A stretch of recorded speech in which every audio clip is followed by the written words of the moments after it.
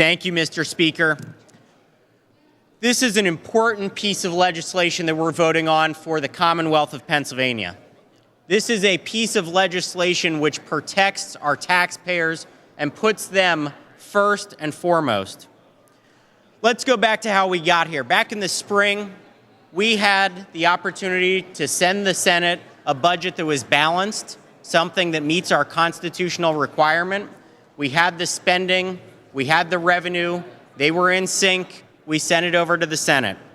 We waited for quite a while to hear back with their response. And then at the final hour, we received word that they had sent us a spending plan. I voted against that spending plan because we didn't have the revenue to support it. Some of our colleagues did different things, but after that vote, a coalition of people who voted for and against the bill came together and decided that we had to do something. We decided that we needed to find a responsible way to pay for the spending that had already been approved. We turned to a lot of different options. We went down some dead ends. We did a lot of trial and error. And at the end of the day, we found 218 other special funds in Pennsylvania state government. The general fund is labeled Fund Number 1, and there are 217 of these other funds. We looked at the receipts and the disbursements that went in and out of those funds every year. We looked at the fund balances in both their checking and their savings accounts. Many of these have two separate accounts. At the end of the day, we found about $10 billion that we felt could be accessed. We went through with a fine-tooth comb. We looked at what was legally accessible. We crossed out things that were federal dollars or had matching funds tied to them.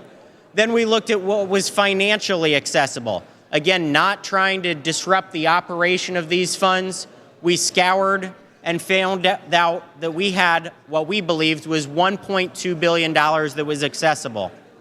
After long discussions with our colleagues, with many constituents back home about programs that they felt were important to our community, we turned to a group, an even broader coalition of our colleagues came together in unison to come up with this plan that's before us this evening.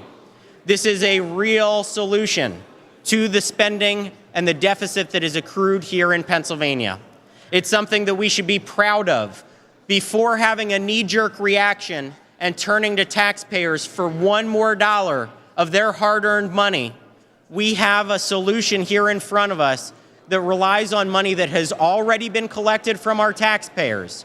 It's real money that is sitting in accounts that can be used to pay for the deficit that we have in our Pennsylvania state budget. So, Mr. Speaker, I would ask for an affirmative vote on this because this is the responsible thing to do. If you have money sitting around and accessible to pay off your bills, why would you turn to the taxpayers and ask them to pay one more time? They already are overtaxed. We know that. We know that Pennsylvania taxpayers pay the 10th highest burden in state and local taxes in the entire country. Don't ask them for more of their money, and please vote yes in concurrence on this. Thank you, Mr. Speaker.